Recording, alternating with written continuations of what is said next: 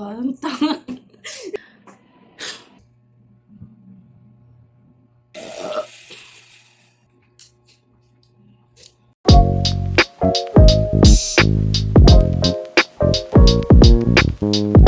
Hi guys, at dahil nabuburiw ako ngayon dito sa bahay, naisipan ko mag one makeup one shot challenge. Para maniwala kayo, ang aking iinumin ay walang iba kundi ang pulang kabayo. Yan. Matagal ko ito pinag-isipan. Matagal ko na pinag-isipan kung gagawin ko siya talaga kasi hindi naman talaga ako manginginom guys. Dahil dyan, sige sisimulan na natin at nakikita niyo may mga ano na ako, may mga ayan kilay. Kanina ko pa kasi yan. Ngayon buburahin ko. Siyempre nga sisimulan natin sa umpisa. So bungay, buburahin muna natin, di ba?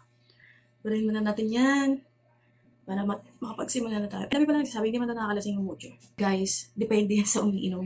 Kung kayo hiyang kayo sa mucho, sa yung iba hindi, wala naman nagagawa. Tulad ko, hindi man ako manginginom eh. Hindi sila makeup. Ayun na, mabalik na nga tayo. Para mas challenging itong gagawin ko. Kita niyo itong basong to. Ayan. Bubottom set natin yan. Pupunuin natin. So, matik, itong litro na to, mauubos agad. At since mauubos agad, syempre, kung kakayanin natin bumili ng isa, eh di bibili tayo ng isa. Di ba? Okay, start na tayo. Naniniwala ba kayo sa sinasabi nila na depende sa nagbubukas ng bote kung kaya pumapait or tumatamis yung alak? Ganun ba? Tapos may nakapagsabi rin sa akin na malalaman mong malakas tama nung alak. Depende sa itsura nung bote. Kung halimbawa pa-fade out na yung print niya, ibig sabihin matagal lang stock yun. Ibig sabihin mas malakas tama nun. Eh, itong nabili ko, parang malatang bagong-bago. Well, okay lang. Dahil wala tayong pambukas. Guys, dito talaga ako mo. Huwag niyo ko judge. O, diba? Bukas. Gusto ko mag-isa lang ako dito sa bahay, guys. Walang mag-aalaga sa akin kung tamang anak yung... Ito na. Sa magulang ko, pasensya na po. Nagaradong gagat yung tatay. Ngayon lang to. At dahil, one makeup, one shot nga. Ayan, nandito yung mga makeups ko. Nakalipag na dito sa table. Ayan. Ayan, O2O na... Ano to? Setting spray. Ayan, mga O2O yan. Ito, Katkin. Talagang mag-makeup. O, diba sabi ko sa inyo, bottoms up. Kumain natin. Ito na nga, ikikwento ko na. Paano ko ba ito sa isang walay? Nakalimutan ko na mag-makeup. Tagal na kasi ako dito mag-makeup, guys. So, sisimulan natin sa primer. Pero bago tayo mag-start mag-makeup, kailangan tamaan muna tayo ng munti. Di ba? Sabi ko nga, bottoms up. Tara.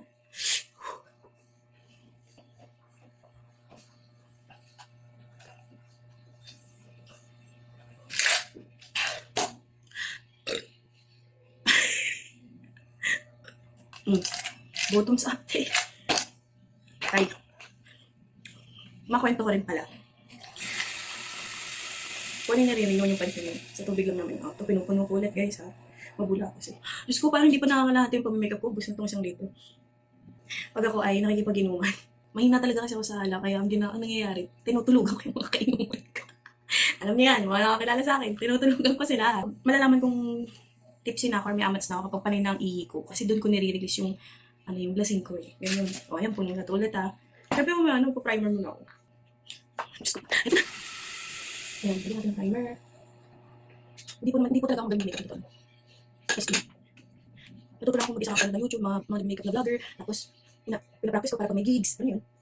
Para saan yung primer? Para saan yung alam mo naman talaga, makeup guru, te. Based on my idea. Ang primer is yung para pag maglalagay ka na ng mga foundation, hindi siya yung mukhang, alam mo yung balat ng pongkan, yung may parang, ano sa mukha, yung ganun-ganun. Para magmukha siyang shiny, yan. Yung walang butas-butas tingnan. Yun ang purpose ng primer. So, next naman natin ay contour. Contour. Kala mo talaga eh. My God, day. Nakaramdam agad ako ng something sa katawan. Hindi, ang nilalagyan ko lang ng contour is yung mga ano sa mukha, yung parang mga dark spot. Ganun. Like here. Here. Ano, lidigay na ako. Oh, ito. Parang ako nag-ano. Ang pimpo. Inom na ba ako? Kailangan na ba, guys? Wait lang. Tsaka na pag magpa-foundation na pwede. Yan na. Okay na to? Okay na to! Che. Ate. Tapos na ako sa contour. Oh. Bottoms up na tayo mga tol. Mga gar. My God, parang di ko to kakayo. Di ba? Okay, go girl. Wait. Ang taas naman ako kasing baso, te. In fairness, hindi siya sobrang pait. So, ibig sabihin, kalahati mo na. Tinamaan na ako eh. Parang biglang naman hit yung mga braso ko, mga balikat ko, no? Contour pa lang to, te. Wala pa yung foundation, te. And by the way, kumukulo yung tiyan ko. Mukhang hindi ko ito may titagad. Ewan ko na lang, ah. Oh, ganito ako foundation guys. Gumagamit ako nitong sponge. Ganito. Huwag niyo ako i-judge, hindi po ako professional. Pero alam niyo guys, gusto ko matuto talaga mag-makeup. Ang guguling ng mga napapanood kong makeup artist. Nai-inspire ako sa kanila. Lalo na kasi ang pinaka gusto kong ma-achieve is yung pag-nose line at pati yung pagkikilay. As in, yung parang natural look lang. Ganun. Ang dadal ko tayo. Wait lang. Yan, ganito ang makeup. Nakalimutan kong basahin yung foundation. Pero okay na. Mag-light makeup lang tayo guys kasi parang yung makeup, parang sinusuntok yung mukha ko. Ganun. Oh my God.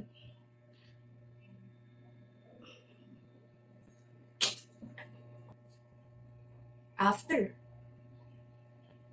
Okay na to. Okay na to. Wala tayong pulutan, men. Pagdating sa pulutan, ayoko ng chichirya, guys. As in, ayoko talaga. Gusto ko karne. Basta pagkain na hindi chichirya. Kasi, parang pag chichirya, kasi parang pakiramdam ko nangingilaw yung ngipin ko. Ganun. Alam nyo ba? Kwento ko lang ah. Elementary days. Ang bully sa akin mga classmates. Bakekang. Alam niyo yung palabas ni, sino ba yun? Sunshine Cruz ba yun? Yung palabas niya na Bakekang. Ako daw yun. Ay, sorry. Ako daw yun. Kumuha ko daw si Bakekang. Kumuha ko ba si Bakekang? Sabi sa akin ni Direk Chag. Hi, Direk Chag. Sabi niya sa akin, kumuha ko daw si Jillian Words. Oh, saan banda Charis. Ito na. Dito ako mag-nose line. Ito, nilalagyan ko pareho yung, ito, yan. Yung thumb tsaka hintuturo ko yun. Tapos gagawin ko lang. Or minsan, gumagamit ako ng brush from Fashion 21. Naubos ko yung pang-contour ko sa Fashion 21. Diba? Sabi ko sa inyo kasi nga, gusto ko nag-nose line. Kaya nag-nose line ko lang yun. Ang kulutsan ko, guys. Hindi ko talaga siyang perfect, guys. As in. After ko mag-nose line, shashot ko yung kalahati. Wala naman, sumobra na sa kalahati dahil sa yelo. By the way, ang gamit ko pang contour right now. Kaya nagdurug-durug na siya. Nagdurug-durug na ako inis. Gamit na gamit. Vice Cosmetics. Oh, yan. Latte brown. Ayan. Guys, kung mapapansin nyo na na-skip yung video, yes. Kasi, na-delete ko yung, Diyos ko. Syunga-syunga ako. Hindi pala na-delete. Hindi ko na-save. Oh, paputol-putol kasi itong video kasi puno na yung memory card ko. Ay, hindi yung memory ng phone ko. Ngayon. Pero huwag kayong mag-alala, hindi ako nadadaya, guys. Nakikita nyo naman, wala naman ng ibang kaya naman dito, wala naman mag-isay. Yan. Papunta na ako sa finishing touch. By the way pala, ito na nga, yung sinabi ko kasi kanina, dun sa video na nawala. Yung pinaka-last touch ko, what I usually use is, English thing. Not a face powder, not a loose powder, but, the actual Johnson baby powder or any powder like this, Enchanteur. Bango nyo ito, gusto ko to. Tagal na itong pubo na to eh. Gamit ako ng O2O face powder shade number 2. At dahil dyan, goodbye na. Last touch na ako kasi nga. Patapos na itong pag-makeup ko, hindi ko na kaya, medyo tipsy na ako. Literal, nahihina nga ako eh. Sabi ko sa'yo, di ba kanina, na pag tipsy na eh, napapaihi na ako kasi nga doon ko nilalabas yung nainom ko. Ganun yung, pero ubusin ko to guys, kaya magdalala.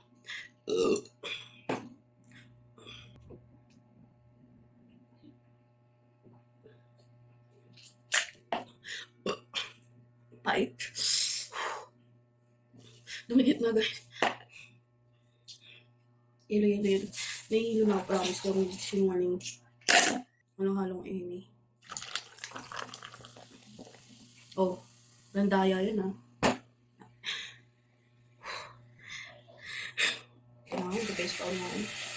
Pag tapos na ako mag-makeup, so di pa ako tapos ubusin yung walang kabayo. Ubusin ko pa rin para sa inyo. Kakayaan mo sa inyo. Hindi nyo lang ako lagi.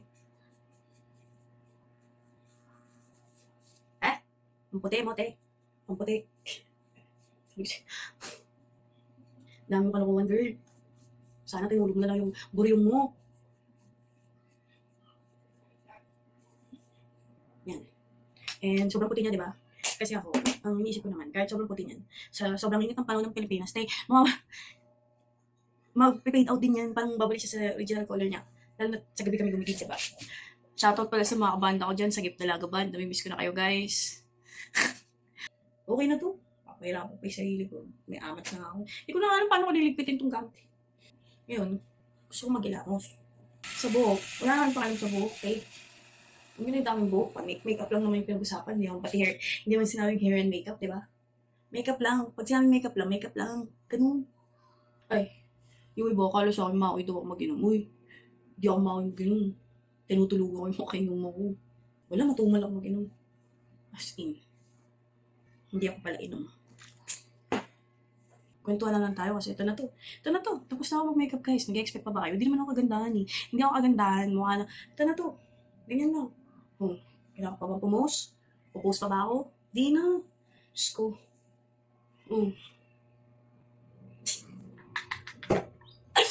Parang tanga. Narinig niyo yun? Airplane yun. Malapit ako sa airport. Airplane yun, guys. Minsan natutuwa ako pag nakakita ko ng airplane na sobrang lapit. Alam niyo yung palanding na? Nakakatuwang tignan. Yung parang basta yun eh. Hindi na pag-isip, paglasing. Okay na to? Okay na to. Siyempre. Ito, tip ko sa inyo, guys, pala. Kasi natutunan ko to eh. Which is totoo din. Effective siya for me. Ay, nakalimutan ako. Setting spray. Ganun. Paano maglagay ng setting spray? Ito. Ano ba siya ko kanina? Nakalimutan ko na eh. Hirap nang walang kayo naman. Hindi totoo. Ang hirap magsulo ng alak. Hindi po umawi ah. Hindi po ako lasing. Tipsy lang. Alam ko pa nga sinasabi ko eh. Alam ko pa ba? Basta, importante. Mahalaga. Okay na to? Okay na ba yung makeup? Okay na, pwede na. Yan. Saan ako ba tayo? Alam nyo, kahit hindi ko pa iniinom yung itong huling baso na to, yan, puno. Yan, kahit hindi ko pa iniinom. Nahihilo na ako, pre. Gusto ko ng omega. Pero, ito nga, tip ko sa inyo, kapag, natutunan ko to, pag mag-iinom kayo, siguraduhin nyo, bago kayo matulog, nakainom na kayo ng maraming tubig para hindi ganun kalala yung hangover. Alam nyo bakit? Kasi kahit umiinom kayo ng alak, magiging dehydrated pa rin kayo. Kasi based on my experience eh. Diba? Naniniwala ba kayo dun? Na kahit, basta, yun na yun, papaliwanag ko. Basta sinabi ko na, yung buhok ko, men. Hindi naman kasi sinabing hair and makeup eh. Ayun, one hair and makeup, one shot challenge. Hindi yun yung usapan, pre. One makeup, one challenge. Ngayon, gusto ko nang mag-ilamos, pero tinatamad na ako. Ito talaga, hindi ko alam sasabihin ko. Busin ko na to. Para matapos na lahat. Solo ko lang. First time. Sa buong buhay ko. Ay, hindi. May nagawa na ako dati. Solo ko lang din yung kwento ko lang ah. First time ko magtimpla ng gin. Yung with juice. Tas yung umapoy. Yung malaking pitsil yung tinimplahan ko. Alam niyo ba, ininom ko yun. Mag-isa. Inubos ko. Hindi ka na ano.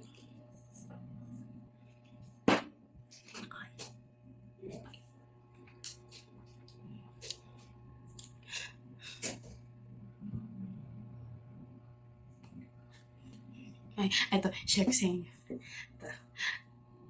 Hindi ako ito, yung akala nyo eyebags. Kasi sa ilaw yan, pero hindi yan totally eyebags. O, nakikita nyo? Pero eyebags yan. Kasi sa ilaw, kaya namumukhang malaki yung eyebags ko. Pero pag gumanyan natin walang eyebags yan. Kasi alam nyo bakit? Hindi ako nagkaka-eyebags dito, pre. Dito ako nagkaka-eyebags. Ito. Tawag dyan. Upper eyelid. Ito lower eyelid. Ito upper eyelid. Correct me if I'm wrong. Dito ako nagkaka-eyebags. Lalo pag puyat. As in, mama ko Indiana. Mama ko Indiana. Hindi naman. Eto na, sa pagiging mukha akong Indian girl, nung college ako, pre. Napagsabihan ako, kamukha ako daw si Mia Khalifa, pre. Kasi pa nagsabi sa akin, kalimutan yung pangalan mo, pre. During science subject yun eh. First meet namin ng mga ka-blockmates namin. Si Kyle. Sabi ko sa'yo, Kyle, ikaw nagsabi sa akin, pre. Kasi nakasalamin din kasi ako nun. Yung walang grado pero may parang anti-radiation. Yung mura-mura lang. Mga tig 50, ganun. Sabi niyo sa akin, kumuha ako doon si Mia Khalifa. Ako naman, hindi ko naman kilala yung tao. Sinerch ko. Sabi ko, sino yun? Sikat ba yun?